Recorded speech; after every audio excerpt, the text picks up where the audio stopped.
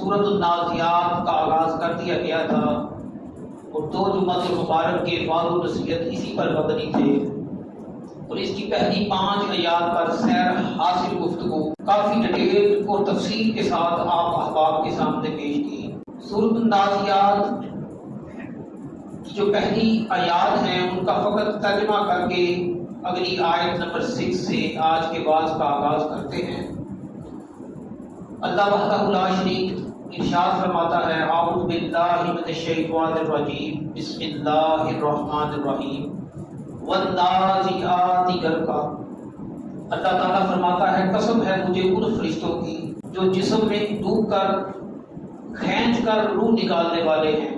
تو اللہ تعالیٰ نے یہاں کافروں کی روح قبض کرنے کا ذکر خیر کیا ہے کہ کافر کے لیے کتنی سختی ہوتی ہے، تکلیف ہوتی ہے موت کے وقت۔ موت کے وقت کافر کے لیے کتنی سختی ہوتی ہے، 2 چیزوں کا ذکر خیر ہے۔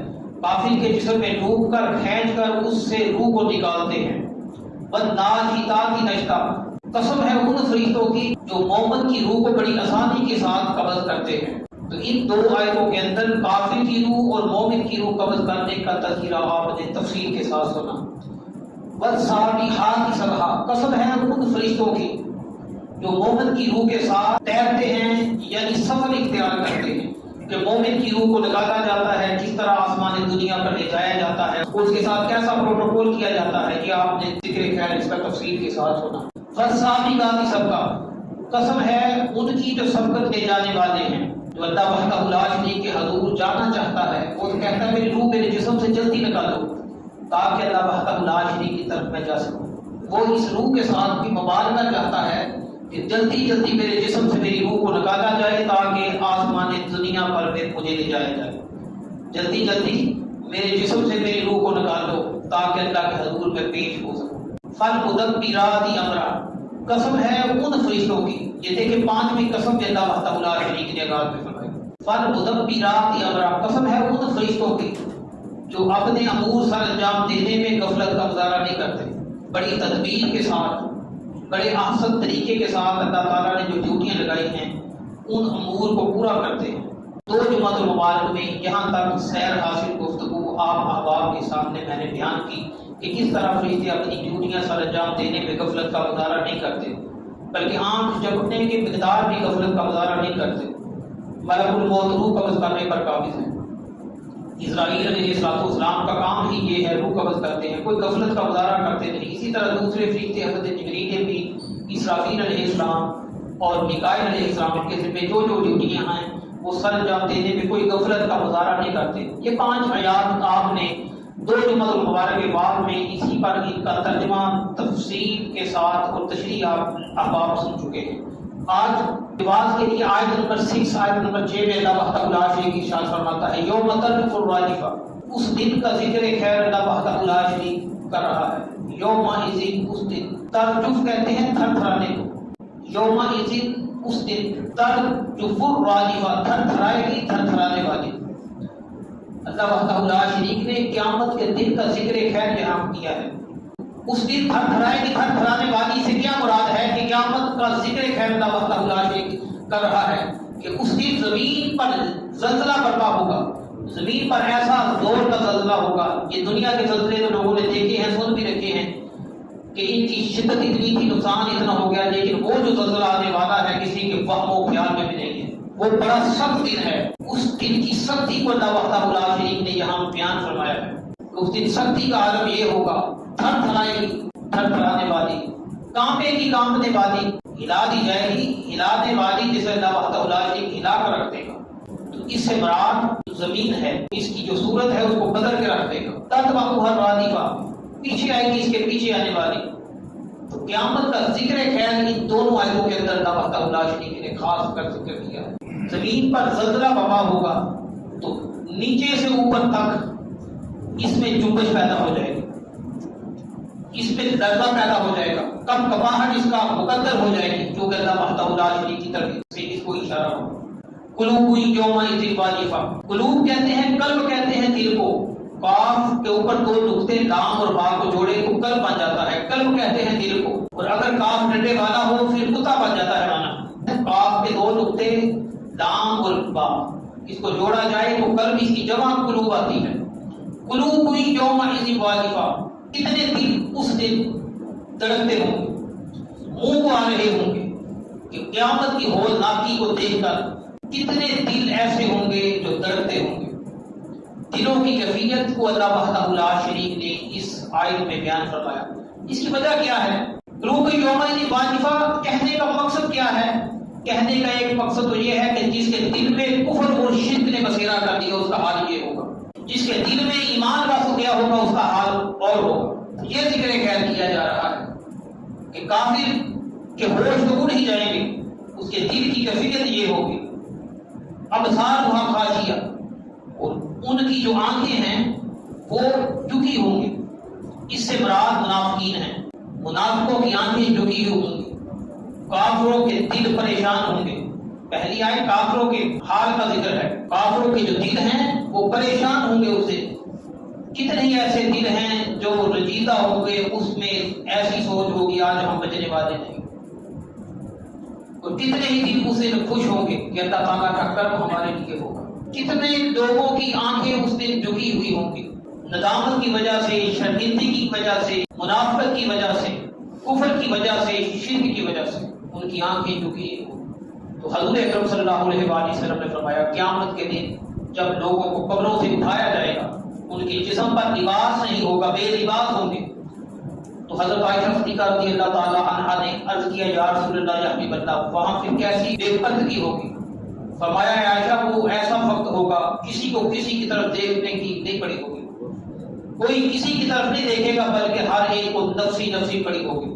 قیامت کے دن ہر شخص نفسی نفسی پکار رہا ہوگا. قربان جائے آمنہ کے نال پہ وہ مودی مودی پکار رہے ہوں. تو یہ ایسا وقت ہے، بڑا سخت وقت ہے. ابصار بہت خاشعہ، ان کی جو آنکھیں ہیں وہ جھکی ہوئی ہوں گی. کسی کو کسی کی طرف دیکھنے کا وقت نہیں ہوگا. پریشانی کا یہ عالم ہوگا، ہر شخص پریشانی میں مبتلا ہوگا. ہر شخص کو یہی پڑی ہوگی آج میرے ساتھ کیا معاملہ ہونے والا ہے. یقولون آئنا لمردودون فی الحافرہ، بولیں گے، کہیں گے اس دن کہیں گے کہ کیا ہے کہ ہم نے واپسی ہے، پلٹنا ہے ہم نے.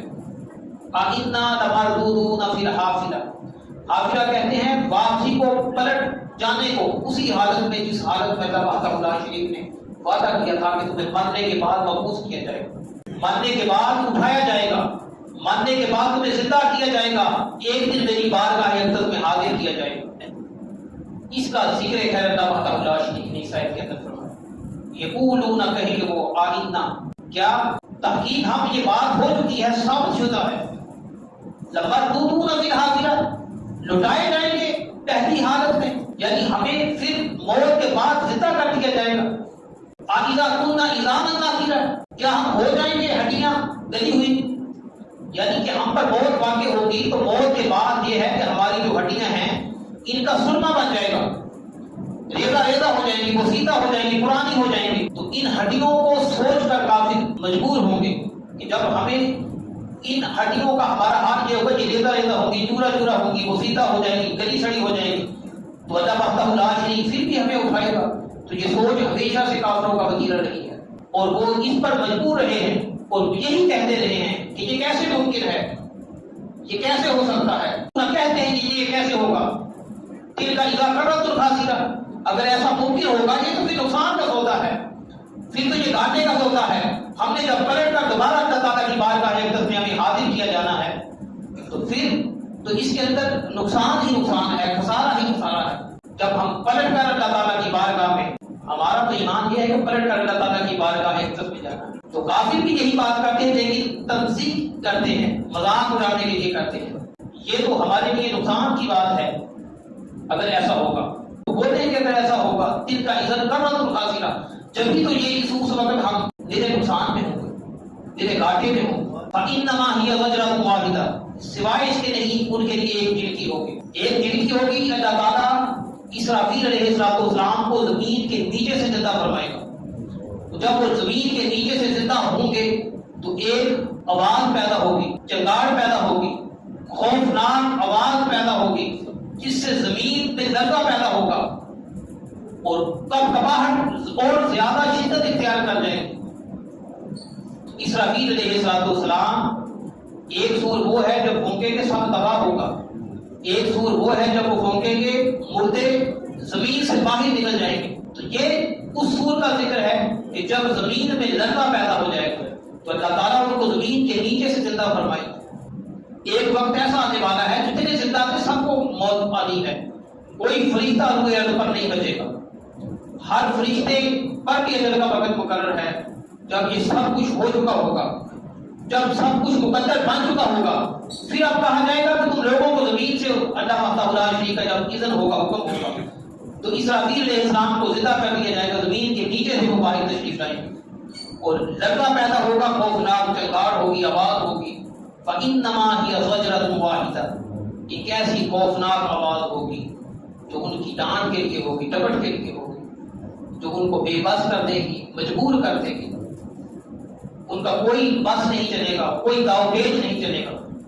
فَإِذَا هُمْ بِالسَّاهِرَةِ، بس جب بھی وہ سارے کے سارے ہو جائیں گے کھلے میدان میں حاضر۔ ساحرہ کہتے ہیں میدان کو، سب کو ایک میدان میں جمع کر دیا جائے گا۔ جب ایسی چنگاڑ کا ذکر آپ سن چکے ہیں، جب ایسی آواز پیدا ہوگی جس سے لرزہ پیدا ہوگا، خوف پیدا ہوگا، سارے کے سارے جتنے بھی ہوں گے وہ اللہ وحدہ لا شریک کی اذن کے ساتھ، اللہ وحدہ لا شریک کی اجازت کے ساتھ ایک میدان میں جمع کر دی جائے۔ اب اس پر بھی مفسرین کرام نے بیان کیا ہے کہ وہ میدان کون سا ہوگا جس میں ان کو جمع کر دیا جائے۔ تو یہ کیا صلاحیت ہو سکتی ہے کہ یہ میدان ہوگا، یہ میدان ہوگا؟